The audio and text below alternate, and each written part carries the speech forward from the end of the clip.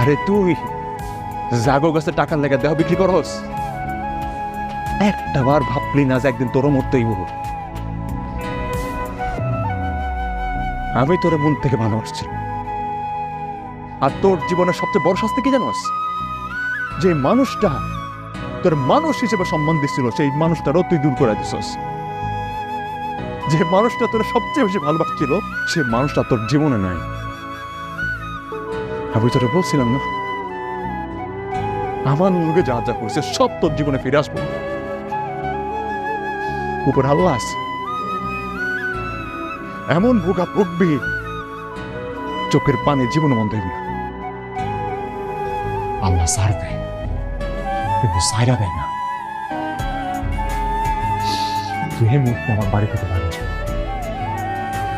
আমি যে তার কোনোদিন তোর না দেখি